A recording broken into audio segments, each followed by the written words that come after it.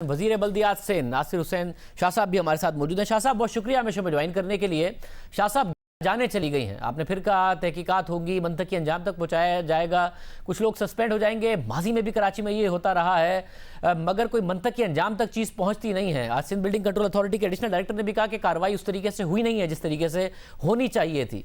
दिन दिहाड़े गैर कानूनी तौर पर यह काम होता है, करते आप लोग कुछ नहीं है। फिर बिस्मिल्लाहिर्रहमानिर्रहीम, अल्लाहुम्मा सल्ली अला मुहम्मदिन व आले मोहम्मद।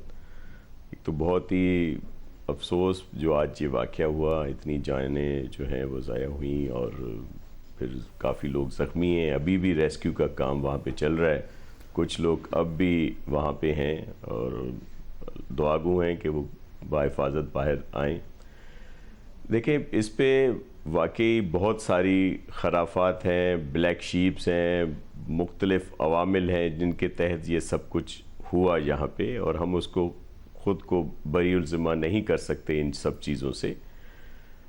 इशू ये है कि चले पहले नहीं हुआ, अब हो रहा है या कब होगा, लेकिन एक सही एक्शन होना चाहिए। और जिसके लिए हमने, आपको पता है मीडिया पे भी है कि 2-3 माह पहले हमने बिल्डिंग कंट्रोल की SBCA की अलहदा से अदालत का भी कैबिनेट से अप्रूव कराया है, जिसके लिए अदलिया से रुजू किया गया है हमारी लॉ डिपार्टमेंट की तरफ से कि फौरी तौर पर एक अदालत जो SPCA में जो इरेगुलरिटीज़ हो रही हैं उन पर एक्शन लें, ताकि जो लोग डिपार्टमेंट के उसमें इन्वॉल्व हैं या जो सो कॉल्ड बिल्डर माफिया या कोई और इश्यूज़ हैं जो उसमें आते हैं, उन सब पर एक्शन हो, सख्त सज़ाएं हों। और ये जो आम सादा लोग अपनी पूरे उम्र की जमा पूंजी लुटा बैठते हैं, उनका भी कोई मदावा हो, इन लोगों से वो पैसा भी रिकवर किया जाए ताकि उनको वो पहुंचाया जाए। और ये जो आपने जो कहा, शाह आपने कहा चाहिए,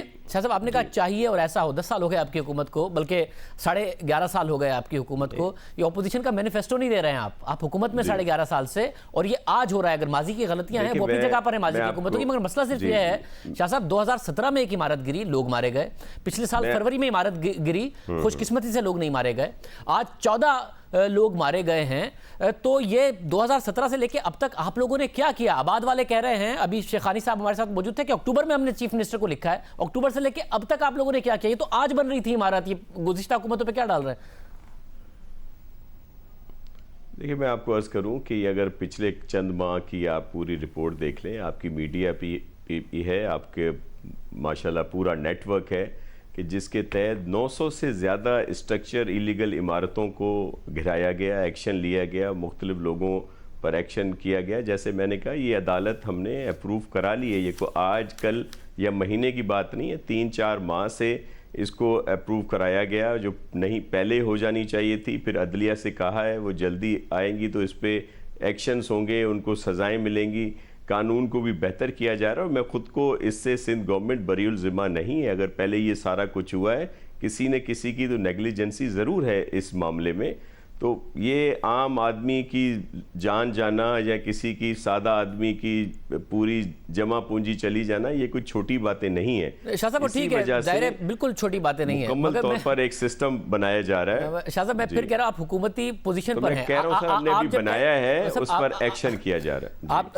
आप कह रहे हैं कि एक्शन किया जा रहा है, मैं मान रहा हूं। अब जब ऑफिशियली शाह साहब, अगर जब कोई भी इंसान कराची जैसे शहर में अगर नॉर्मल सब चीज़ें अप्रूव करा के भी अपना घर बनाता है, तो आप जाके किसी से भी पता करा लीजिए, और आई एम श्योर आपको पता होगा, तो उसके लिए कभी पुलिस आ जाती है, कभी सिंध बिल्डिंग कंट्रोल अथॉरिटी वाले आके तंग करते हैं, चाहे अप्रूव्ड हो सब चीज़ें।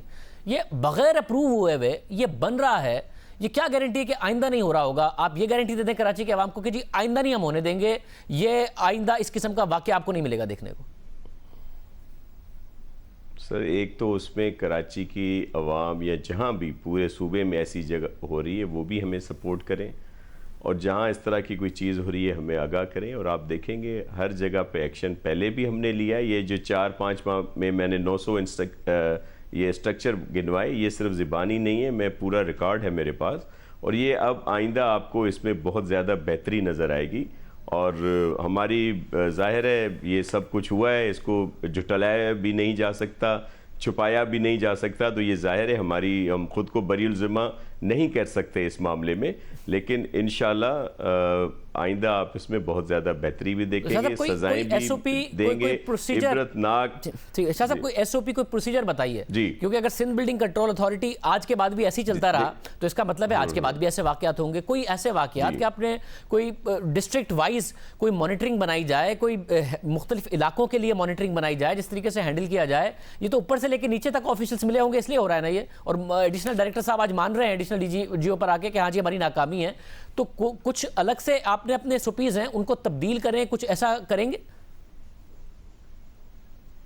देखें, बिल्कुल इसमें तब्दीली लाए भी हैं और मज़ीद भी इसको बेहतर करेंगे। अदालतों का क़याम छोटी बात नहीं है कि ये इसी वजह से हो जाता था कि कार्रवाई होती थी लेकिन उस पर अमल नहीं होता था। बहुत सारे केस ज़ेर इल्तवा हैं और इसी वजह से इशू नहीं होते। अगर एक स्पेसिफिक SBCA के लिए अदालतें होंगी तो फौरी सज़ाएँ भी मिलेंगी, उन पर एक्शन भी होगा।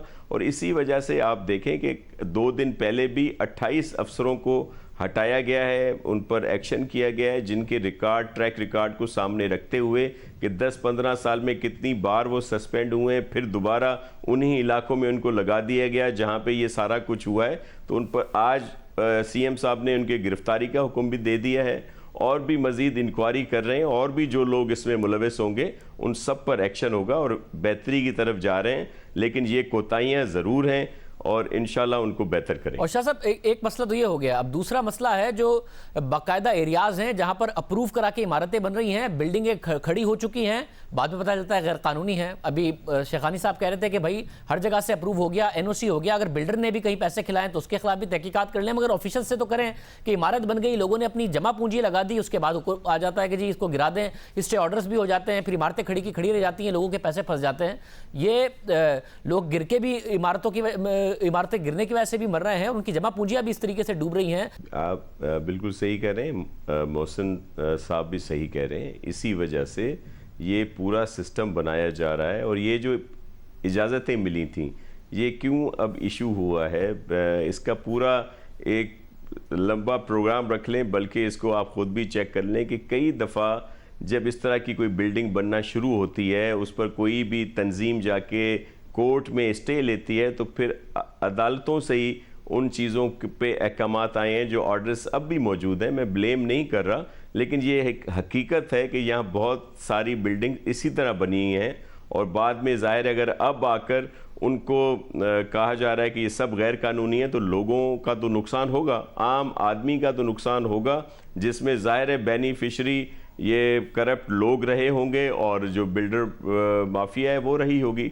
तो दोनों का कहीं ना कहीं तो है, असल इशू तो आम लोगों के लिए आता है। इस सारी चीज़ को बेहतर करना है और बिल्डिंग कंट्रोल के लिए हमने सिस्टम को बेहतर कर रहे हैं ताकि इजी प्रोसेस हो और वो जो एक होता है सिलसिला कि जी करप्ट जो प्रैक्टिस है उसको ख़त्म करने के लिए इस सब को बेहतर भी किया है हमने। जो एक पहले स्टार्ट लिया है छोटे प्लाट से, जो बिल्कुल डिजिटलाइज कर दिया है उस बात को, और वो हर कोई कुछ टाइम है जिसमें वो सबके पास आ जाता है। इसी का दायरा कार बढ़ा रहे हैं ताकि ये सारी खराफात जो हैं ये ख़त्म हो।